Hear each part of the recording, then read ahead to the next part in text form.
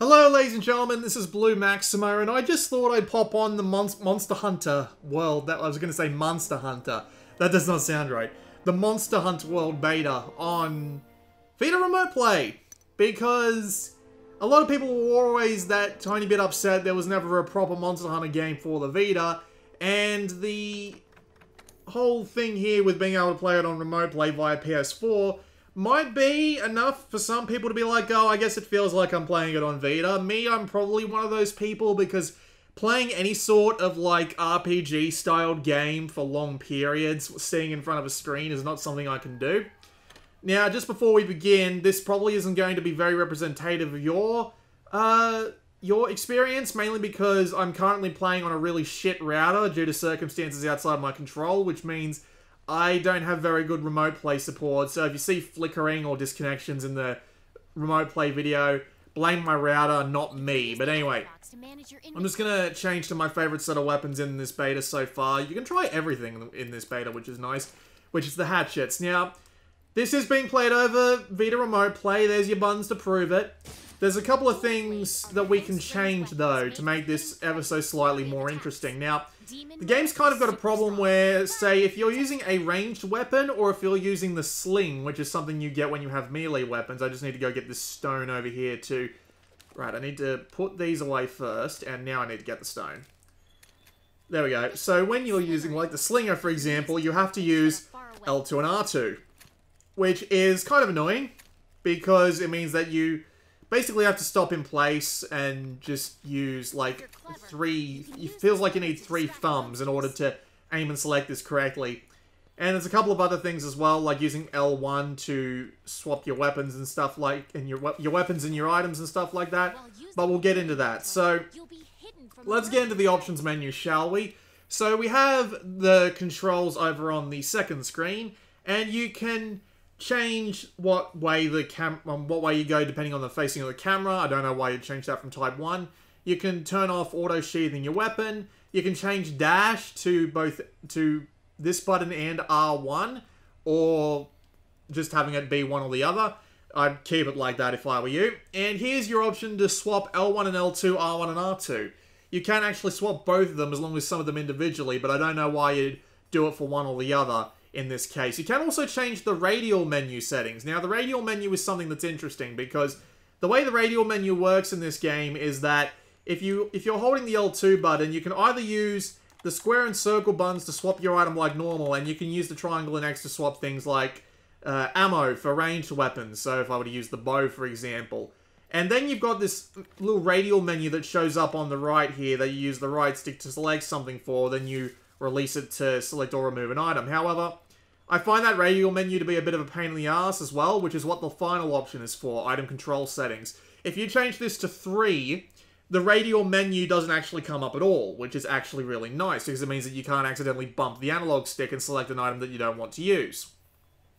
This also has a weird secondary effect in that the D-pad controls the camera again. So if you want to do the claw, like I'm doing right now but you can't see, you can do that, no problem whatsoever. Kind of dumb, but at the same time, it just makes it nice and easy to go about swapping items, and you can use the top right corner of the screen here to dash, which is, I mean, it's not 100% optimal, but at the same time, you're not going to be dashing and doing much else anyway. I mean, like, sure, you might have to take a second, or not even a second, really. You might have to take half a second extra to aim and fire off a sling or a shot, but it works pretty well, in all honesty. It's pretty good, actually. You can also, like here, I'll do you a favor and I'll demonstrate just real quick before we actually go and play a mission, that if we swap to, say, the Thunderlands, which is a weapon that we can block with, guard is now on your shoulder button. Nice and easy. And dash is still here too. I like how it shows you all the controls for everything you can do up in the top right now. It's nice if you need a little bit of a refresher if you've swapped weapons. And if we... Excuse me.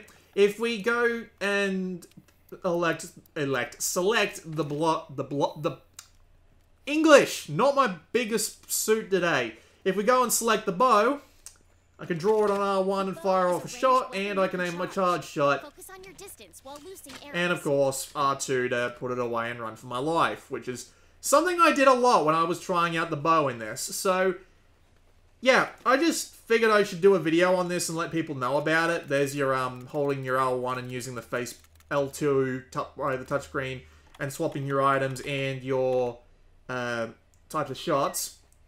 Right, I need to draw my bow, then I need to apply the coating, and now I can fire off a poison shot or whatever I feel necessary. You can, of course, change the sensitivity of things like the aiming reticle, so if we put it down to very slow, that's a lot better to deal with. Go back to the options again. Yep, and you can even turn on the aim assist if you like that, or you can even keep it turned off, which is perfectly nice. But yeah, those are all your options. You can also turn the brightness up and down. The default brightness is actually in the middle, which I find to be just a little bit too dark in the darker areas, which is why I had it turned up. Annoyingly enough, in this beta, you can't actually save your settings for the full game just yet. It changes them back to default every time you stop the game. But anyway, I'm just going to do a quick jump cut, and when I get back, we are going to be on a mission.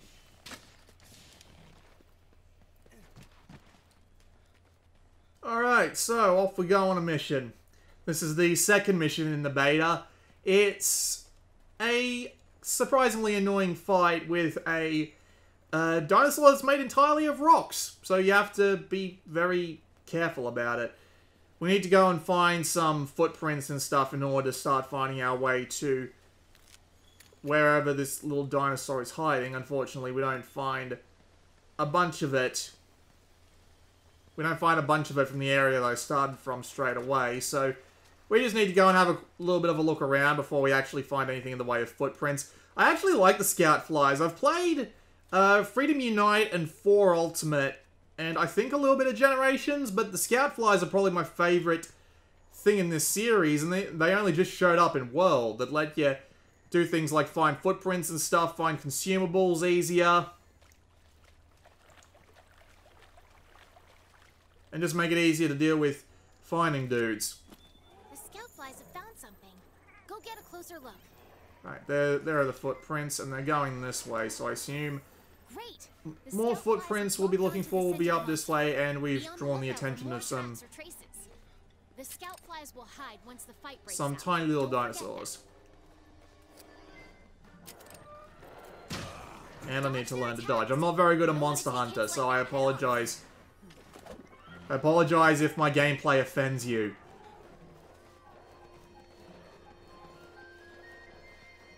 You better run. Yep, there goes my remote play connection, because it's seriously quite annoying trying to play on a shitty router.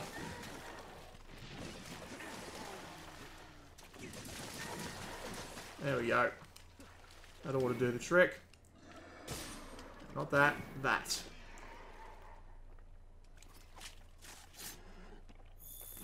Okay, let's take those parts you carved back to base and use them to upgrade your gear. Oh no, this guy's still mad at me.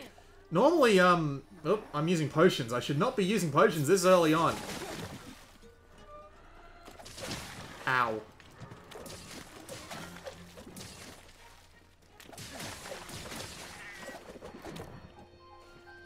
Okay, oh, nope, he's still alive. And there's the bastard we're looking for. Wasn't that fucking convenient? Alright. Let's do this. Get in there and do your stuff. I'm using a slightly customized armor set, which unfortunately means I don't have as much stun resistance as I had before, but the upside is that I do tons of damage, which means this fight shouldn't last too long as I focus on the weak spot, which is his front legs. And it looks like I'm stuck in the mud. Let me out, damn it. Alright. After his ass. Use the Scout Flies as a guide as you go after it. Oh, great. I have no stamina. Ugh, you're stuck in the muck. Get yourself out of that gunk before you do anything else. Come here, big guy. Come here.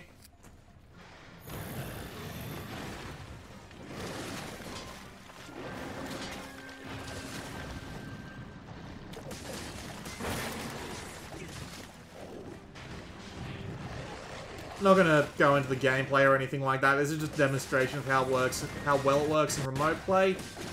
More or less, minus the fact that my network is currently a piece of shit. I'm hoping to... I'm moving house in a couple of months, which means I'm going to try and use a better router with better Wi-Fi capabilities. So hopefully I'll actually be able to play this entirely in remote play, because playing in remote play, once you've got the controls down more or less, surprisingly enjoyable. There goes my bloody router. Looks great on the screen, by the way. I'm playing on a OLED, so... Out. God, I hate that mud. Should be using demon mode. Why am I not using demon mode? There we go.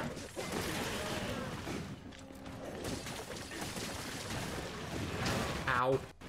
Learn to dodge me.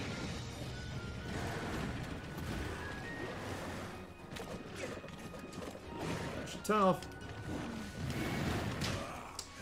Yeah, can you tell that I suck? Thank God the Palico there has a ton of, like, healing things that he'll do for you when he feels like you need it. As soon as I open my damn mouth, he does it, which is convenient, because that's mainly when you need it. Let's demon mode this bitch. There we go. Cut off his tail. Oh, screw it. It's not like it's going to give me anything, but let's cut it up right in front of him and piss him off. Ah. Okay, never mind. There is one thing I don't like that they've added in this game, or at least I think it might have been something they added in this game. I can't say for sure.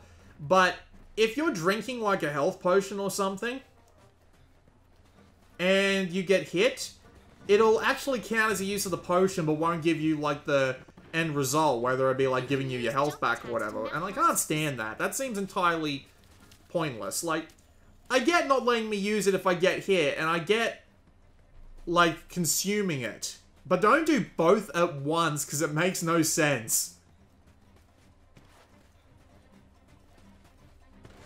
Guess I'm just gonna have to get used to it, aren't I? Let's draw our weapons.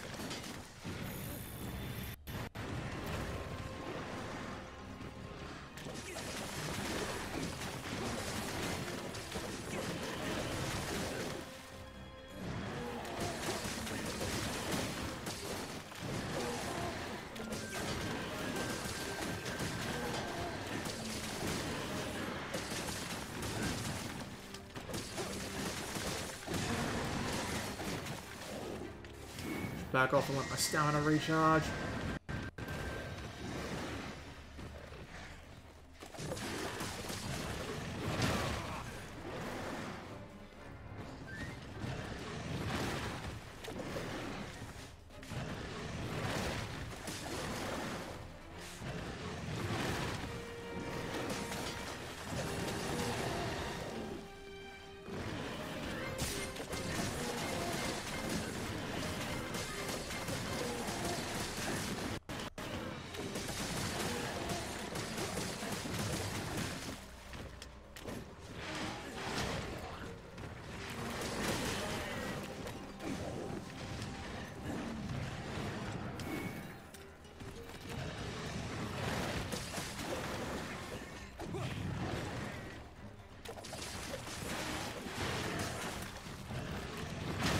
Ouch.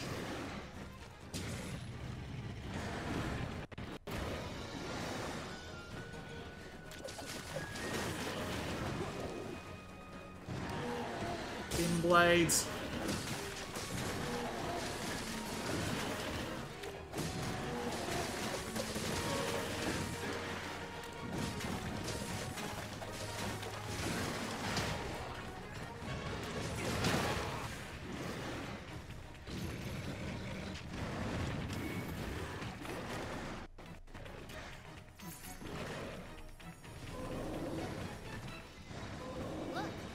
monster's almost done for. Chances are it'll retreat to its nest. Yeah, I'm not letting this guy go anywhere. Meh.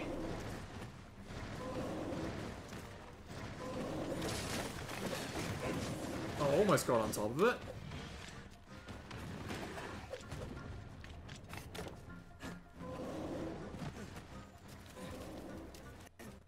Blade's in bad shape. I should probably... Where is my... They give you so much random crap, I tell ya. It's alright, I know where his nest is. It's not far.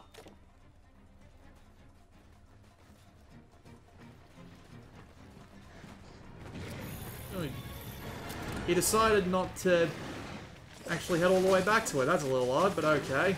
I'll take it. Demon mode.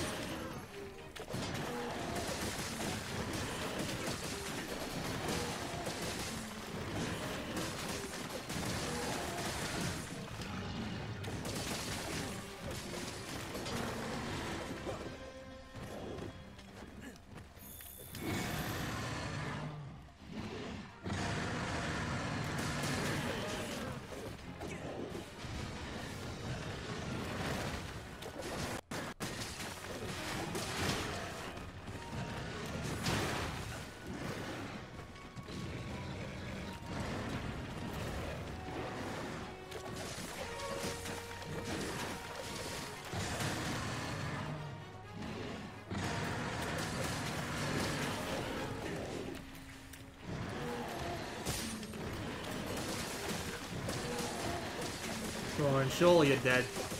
At some point in the next 30 seconds or so. There we go.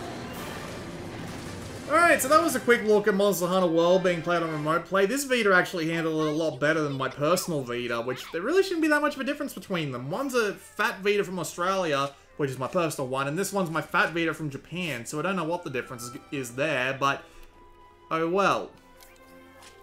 You've seen how it works. I'm going to stop this video before it gets any longer. This has been Blue Maxima, and I will see you all next time.